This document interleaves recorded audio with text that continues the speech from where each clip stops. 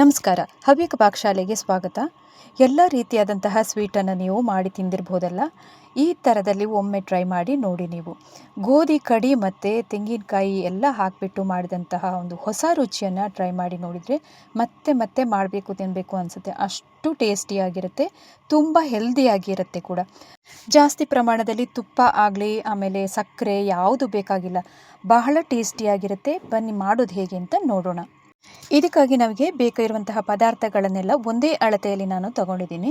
ಮೊದಲಿಗೆ ನಾನಿಲ್ಲಿ ತಗೊಂಡುವಂತಹ ಒಂದು ಮೇನ್ ಇಂಗ್ರೀಡಿಯೆಂಟ್ ಬಂದು ಗೋಧಿ ಕಡಿ. ನೋಡಿ, ಬ್ರೋಕನ್ ವೀಟ್ ಅಂತ ನಾವು ಏನು ಕರಿತೀವಿ, ಪಾಯಸಕ್ಕೆಲ್ಲ ಹಾಕ್ತೀವಲ್ಲ, ಅದನ್ನೇ ನಾನು ತಗೊಂಡಿದ್ದೀನಿ. ಅದು 1 ಕಪ್ ಮೆಷರ್ಮೆಂಟಿಂದ ತಗೊಂಡಿದ್ದೀನಿ. ನೋಡಿ, ನಾನೀಗ ತೋರಿಸ್ತಾ ಇದ್ದೀನಿ ಬ್ರೋಕನ್ ವೀಟ್ ಅಂತ. ಇದನ್ನು ತಗೊಳ್ಳಿ. ಇದು ಹೆಚ್ಚಾಗಿ ನಮಗೆ ಪಾಯಸ ಎಲ್ಲ ಮಾಡಬೇಕಾದ್ರೆಲ್ಲ ಗೋಧಿ ಕಡಿಯನ್ನು ಇದನ್ನು ಹಾಕ್ಕೊಳ್ತೀವಿ. ಈಗ ಅದು 1 ಕಪ್ ಆಗೋಷ್ಟು ತಗೊಂಡು ಇಟ್ಕೊಂಡಿದ್ದೀನಿ. ಬಾಕಿ ಎಲ್ಲನೂ ಒಂದೇ ಕಪ್ ಮೆಜರ್ಮೆಂಟಲ್ಲಿ ಬೆಲ್ಲವನ್ನು ತಗೊಂಡಿದ್ದೀನಿ. ಮತ್ತು ಅರ್ಧ ಕಪ್ ಆಗೋಷ್ಟು ತುಪ್ಪವನ್ನು ಹಾಕ್ಕೊಳ್ಬೇಕು. ಆಮೇಲೆ ತುರಿದಿರುವಂತಹ ಕೊಬ್ಬರಿಯನ್ನು ಇಲ್ಲಿ ಹಾಕ್ಕೊಳ್ತಾ ಇದ್ದೀನಿ. 1 ಕಪ್ ಆಗೋಷ್ಟು ಇದೆ ಅದು ಕೂಡ. ಮತ್ತು ಇಲ್ಲಿ ಡ್ರೈ ನಟ್ಸ್, ಬಾದಾಮ್ ಆಗಲಿ, ಗೋಡಂಬಿ ಮತ್ತು ಒಣ ದ್ರಾಕ್ಷಿ, ನಿಮಗೆ ಯಾವುದು ಬೇಕು ಅನಿಸುತ್ತೆ ಅವನ್ನೆಲ್ಲವನ್ನು ಹಾಕ್ಕೊಳ್ಬೋದು. ಮತ್ತೊಂದು ಸ್ವಲ್ಪ ಪಂಪ್ಕಿನ್ ಸೀಡ್ ಮತ್ತು ವಾಟರ್ ಮೆಲನ್ ಸೀಡ್ ಇವೆಲ್ಲವನ್ನು ತಗೊಂಡಿದ್ದೀನಿ. ಮತ್ತೊಂದು ಸ್ವಲ್ಪ ಏಲಕ್ಕಿ ಸಮೇತ ಬೇಕಾಗುತ್ತೆ ಇದಕ್ಕೆ.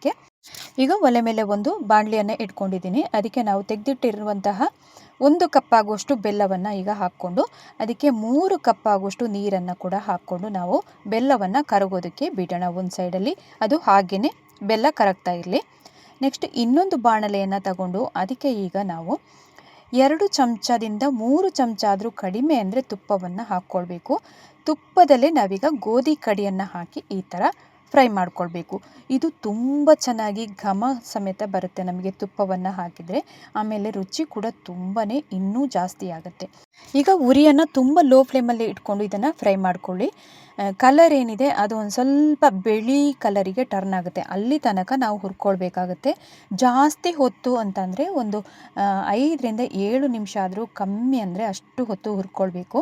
ನೋಡಿ, ಕಲರೆಲ್ಲ ಯಾವ ಥರದಲ್ಲಿ ಬಂದಿದೆ ಅಂತ. ಒಂದು ಘಮ ಸಮೇತ ಬರುತ್ತೆ ನಮಗೆ. ಅಷ್ಟು ಹೊತ್ತು ನಾವು ಇದನ್ನು ಹುರ್ಕೊಳ್ಬೇಕು. ಆಮೇಲೆ ಬಿಳಿ ಟರ್ನಾಗಿ ಒಂದು ಸ್ವಲ್ಪ ಲೈಟ್ ಗೋಲ್ಡನ್ ಬ್ರೌನ್ ಕಲರಿಗೂ ಬರುತ್ತೆ. ಅಷ್ಟಾದರೆ ಸಾಕಾಗುತ್ತೆ. ಈಗ ಈ ಸೈಡ್ ಇಟ್ಟಂತಹ ಇನ್ನೊಂದು ಕಡೆ ನಾವು ಬೆಲ್ಲವನ್ನು ಕೂಡ ಕರಗೋದಕ್ಕೆ ಇಟ್ಕೊಂಡಿದ್ದೀವಲ್ಲ, ಅದು ಕೂಡ ಚೆನ್ನಾಗಿ ಕರಗಿದೆ.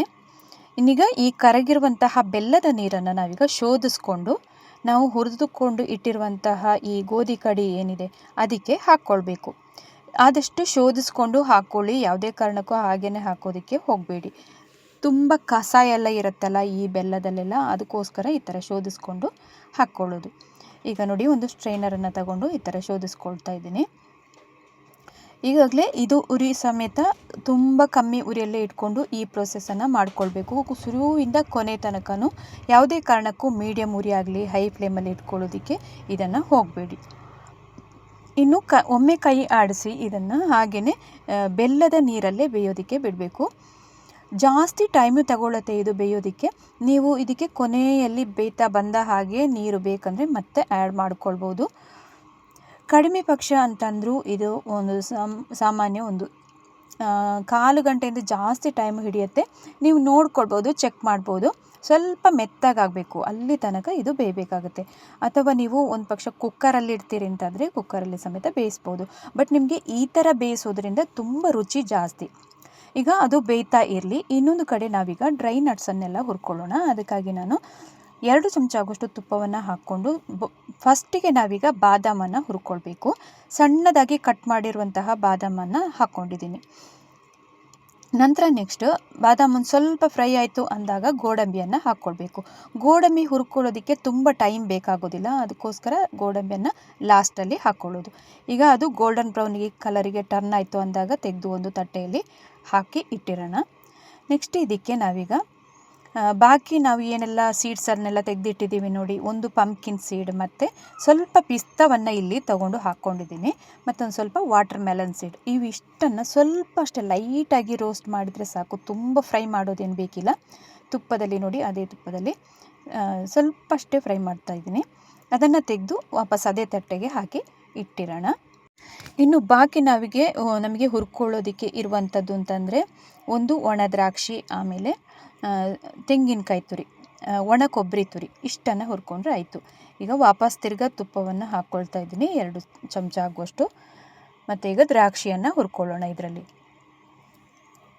ನೀವು ಇದಕ್ಕೆ ಇನ್ನೂ ಬೇಕು ಅಂತಂದರೆ ಬೇರೆ ಎಲ್ಲ ರೀತಿಯಾದಂತಹ ನಟ್ಸನ್ನು ನೀವು ಹಾಕ್ಕೊಳ್ಬೋದು. ವಾಲ್ನಟ್ಟನ್ನು ಹಾಕ್ಕೊಳ್ಬೋದು ಅಥವಾ ಬಾಕಿ ಮಖಾನವನ್ನು ಸಹ ಹಾಕ್ಕೊಳ್ಬೋದು. ಸ್ವಲ್ಪ ಪುಡಿ ಮಾಡಿ ಹಾಕ್ಕೊಳ್ಬೇಕು ಅದನ್ನು ಹಾಕ್ತೀರಿ ಅಂತಾದರೆ. ಈಗ ದ್ರಾಕ್ಷಿಯನ್ನು ಹುರ್ಕೊಂಡಾದ ನಂತರ ಮತ್ತೆ ಇದಕ್ಕೆ 1 ಚಮಚ ತುಪ್ಪವನ್ನು ಹಾಕಿದ್ದೀನಿ. 2 ಚಮಚ ಆದರೂ ಹಾಕ್ಕೊಳ್ಬೇಕು. ಯಾಕಂತಂದರೆ ಕೊಬ್ಬರಿ ಅಂದರೆ ಒಣ ಕೊಬ್ಬರಿಯನ್ನು ನಾವು ಎಷ್ಟು ತುಪ್ಪದಲ್ಲಿ ಹುರ್ಕೊಂಡು ಪರಿಮಳ ಬರುತ್ತೆ ನೋಡಿ, ಅದು ಅಷ್ಟು ಟೇಸ್ಟಿ ಇನ್ನೂ ಜಾಸ್ತಿ ಮಾಡುತ್ತೆ. ಅದಕ್ಕೋಸ್ಕರ ನಾನು ತುಪ್ಪ ಇನ್ನೊಂದು ಸ್ವಲ್ಪ ಜಾಸ್ತಿ ಹಾಕ್ಕೊಂಡಿದ್ದೀನಿ. ಒಂದು 3 ಚಮಚ ಆದರೂ ಬೇಕು, ಕಡಿಮೆ ಅಂತಂದರೆ. ಇನ್ನು ಇದನ್ನು ಸಹ ಅಷ್ಟೇ ನಾವು ತುಂಬ ಲೋ ಫ್ಲೇಮಲ್ಲಿ ಇಟ್ಕೊಂಡು ಹುರ್ಕೊಳ್ಬೇಕು. ಆ ಸೈಡ್ ಇಟ್ಟಂತಹ ನಾವು ಗೋಧಿ ಕಡಿಯನ್ನು ಸಹ ಒಂದೊಂದು ಸಲ ಚೆಕ್ ಮಾಡ್ತಾ ಇರಬೇಕಾಗತ್ತೆ. ಅದು ಒಂದೊಂದು ಸರ್ತಿ ತಳ ಎಲ್ಲ ಸೀದು ಹೋಗುತ್ತೆ. ಅದಕ್ಕೋಸ್ಕರ ತುಂಬ ಕಮ್ಮಿ ಉರಿಯಲ್ಲೇ ಇಟ್ಕೊಂಡು ಇದನ್ನು ಮಾಡ್ಕೊಳ್ಬೇಕಾಗತ್ತೆ. ಯಾವುದೇ ಕಾರಣಕ್ಕೂ ಉರಿಯನ್ನು ಜಾಸ್ತಿ ಮಾಡಿಕೊಳ್ಳೋದಕ್ಕೆ ಹೋಗಬೇಡಿ. ಈಗಾಗಲೇ ಕೊಬ್ಬರಿಯನ್ನು ನಾವು ಫ್ರೈ ಮಾಡ್ಕೊಂಡಿದ್ದೀವಿ ತುಪ್ಪದಲ್ಲಿ ಈಗಾಗಲೇ.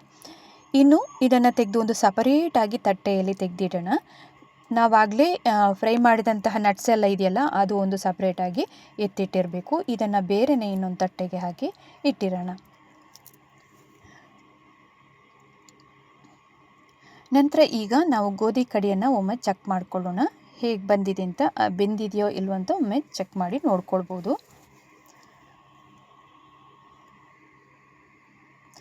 ಈಗ ನೋಡ್ಬೋದು ಇದು ಯಾವ ಥರ ಬಂದಿದೆ ಅಂತ. ಬೆಲ್ಲದಲ್ಲೇ ಬೇಯ್ತಾ ಇದೆ ನೋಡಿ. ತುಂಬ ಕಮ್ಮಿ ಉರಿಯಲ್ಲೇ ಇಟ್ಕೊಂಡು ಬೇಯಿಸ್ಕೊಳ್ಳೋಣ.